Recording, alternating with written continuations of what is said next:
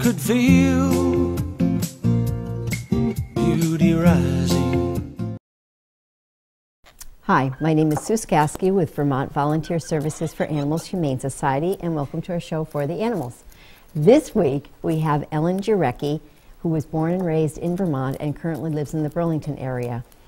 She is a state and federal licensed wildlife rehabilitator, specializing in orphan songbirds and small mammals. In addition, Ellen often receives calls about domesticated animals in need of help, such as the chickens you're about to see. She's the creator of House Mouse Designs, which is a line of images featuring little mouse characters which appear on various products for sale by a number of different companies. They are beautiful, and she's brought some to share. Some of the rescued animals that Ellen has worked with, she has incorporated into the designs, and they're piglets, chickens, what else? Yeah, different kinds of domesticated animals, Okay. zebra finches, parakeets. They are precious, but as soon as you see them, you'll recognize them. But anyways, thank you, Ellen, for coming. Glad to be here. I appreciate it, and bringing your buddies. Right. Can you see? Yep, you can see them now. Yep. So you have had a few different farm animals, including Pipsqueak the pig, right. Lacey the pig, Chicken Little, Chicken Little. the chicken. These are Peeps and Trixie. Right. And Trixie. many others, right? Right, and quite a few others. It's hard to remember them all. It's a long stream. Yeah, I'm sure. But these two currently live at your home with you. These do. Which one is which? Okay. Trixie, actually, both chickens were born at a very nice woman's house. They hatched there from a rescued chicken that she had taken in. And the mother proudly walked out with these babies, and one of them could barely walk because its leg stuck straight out at a right angle to the body. And it hatched that way apparently, and she didn't know what to do with it. So she kept the whole group in a cage because in order to protect that one, but it couldn't get around to food and water easily, and she's a very kind person and didn't want to just ignore it. So I heard about it, and I went over there and offered to take the chick home, and being the smart woman that she is, she knows that birds are social animals, and I picked up the tiny 2-week-old crippled chick, tucked it under my sweater, and she said, "Here, take a healthy one along with it because birds are social and they need a companion."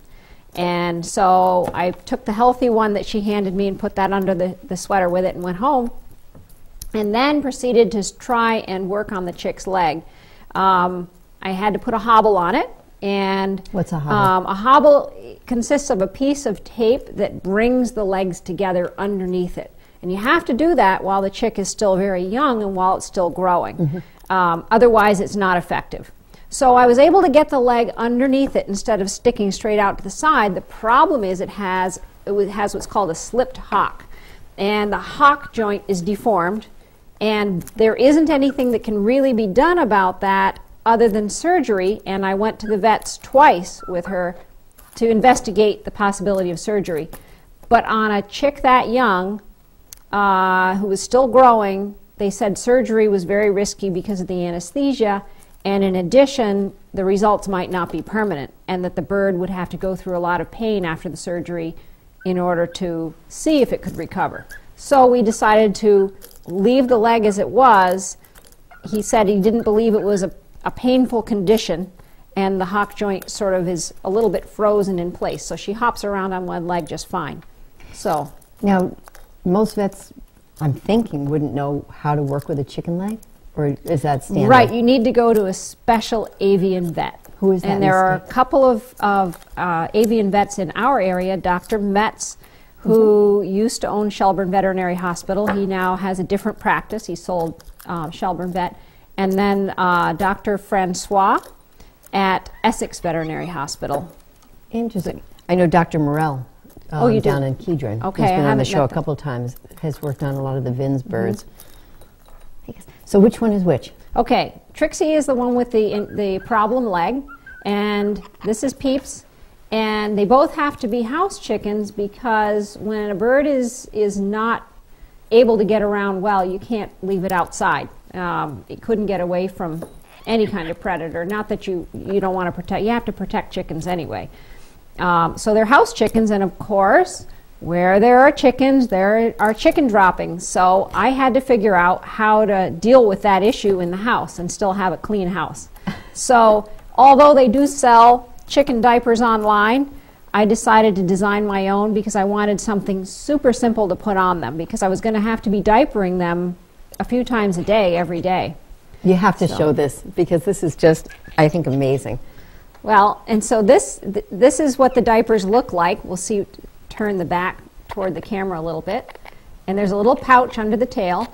Now, they're not absolutely perfect. They still have a little bit of work to do. I modify them occasionally and make them better and better. They're made of polar fleece, which doesn't stain and is easily machine washable. They Velcro on, not onto the bird, but onto themselves, so they hold on and they come around the front. You don't want to ever obstruct a bird's lung or rib cage, because you want to make sure they can breathe. Also, you wouldn't want to leave the diapers on a bird unsupervised, because what if it caught a part of the diaper on something in the house? It could strangle or whatever. So these birds only wear the diapers when they're in the house running around, but when they go back to their cage, I take the diapers off. And you put this inside. Right, these are the liners, all cotton, biodegradable, disposable. All they are makeup cleansing pads. Multi-care pads. These are the large version. They also have a smaller version for littler birds. So, but anybody who's looking for bird diapers can look online and find a few of them out there. They make them for parrots. That's one website, and somebody else makes them for chickens. I think that's awesome. You are so talented. It's just, I love it. Well, and it takes a little while to get them used to the diapers, because the first thing that chicken wants to do, and probably other species, is they want to walk out of them. They feel this thing on them, and so they start backing up and walking in circles. So, but that doesn't mean that once they understand, that doesn't mean that they won't wear them. These two are perfectly comfortable because they've been wearing diapers now for 4 months, I think. Okay. Yeah. I was going to ask. And let me ask, how long will chickens live? Chickens can live quite a few years. It probably depends on the species, or I'm sorry, not the species, but the breed. And I'm not sure about bantams, but I would guess they could probably live at least 8 to 10 years. So these are bantams? These are bantams, so they're not going to really get any bigger than they are. I went to check on the mother hen, where the place where these came from, and she's about the same size. So they're going to be, that makes them easy to be house chickens. So will they be your chickens, or are you going to adopt them out? Or? I've been looking for a home for them, but it's really hard to find a home where somebody can devote the time necessary to a handicapped chicken. Because a chicken like this needs to be cared for in a special way, because she could fall off things and hurt herself. So, and I work at home, so I'm able to be around all day. Before this show's over, let's take them out so they can walk around and you can see. But you know, it's funny how we typically think of farm animals as just something to put in front of us on the table, but when you get to see and meet the creatures, your whole attitude has got to change. It does, and they are amazing. Most people think of chickens as unintelligent birds, but they actually really surprise me. I always thought that they were intelligent, but some of the things they figure out surprise me. And give me an example. Well, one example is that this bird, Peeps in particular, loves to be on your shoulder at night, right around roosting time, I call it, when they want to go to sleep. So she looks for a human shoulder. There are times when I'm working in my studio like crazy trying to get something done, and Peeps, all she wants to do is climb up my arm. So I'll take her, put her in my lap, and lean over so I can get, my drawings done. And Peeps will figure out how to get onto my shoulder. She'll look up, and then she'll find a whole completely different route that I didn't expect. Like she'll jump to the ground and then fly to the table and then fly to my shoulder, but she will figure it out in ways that I would never have expected. That's amazing. I'm looking at some of the pictures you have in front from your cards, and I see chickens. Could you show the cards? Okay. And with my drawing, I do drawings called House Mouse Designs. And see, if you hold it, like that. Right. This is one example. And they feature little mouse characters, but I also incorporate a lot of the rescue cases in with the mouse images. So I don't know if everybody can see this Yeah, go very well, but slowly. here's a hen who's sitting on 3 mice that have found a warm place to be. Now, have you rescued a lot of mice? A lot of mice. In fact, I was just visiting my family, and one of them screamed that the cat had caught a mouse outside, and I ran out and grabbed the injured mouse gently, put it in a Tupperware container, brought it inside because anything injured needs to come indoors. This is one of the pigs that I had rescued named Lacey, who's currently at a sanctuary down south. This is a zebra finch. I've taken in some zebra finches, and sometimes people call me about orphan domesticated birds. If they've allowed their birds to breed, but things don't go well, which they often don't, unfortunately, when birds breed at home. A bird will toss a baby out of the nest and not care for it, so they'll call me and I'll take it in and hand raise it. And it takes a lot of expertise, or I should say just knowledge, to hand raise a baby bird. We've had several wildlife rehabbers, and that's a dedicated passion. It is, but very satisfying too. And this is Pipsqueak, my first pig that I rescued when I was a teenager, which was a long time ago, back in the 70s.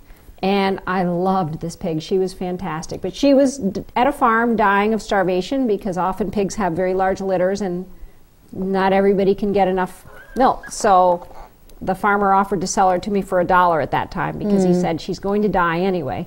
But Pipsqueak did fine. We fed her and she got to be a nice big pig. Where is she now? Parakeets. Where's Pipsqueak? She's long since passed away. Okay. Yeah, because it was a long time ago. Passed away, not slaughtered. Right. Okay. Right. And this is a parakeet. Mice are nice. Right. Who's learning? Who's being taught to talk by the mice. And I've taken it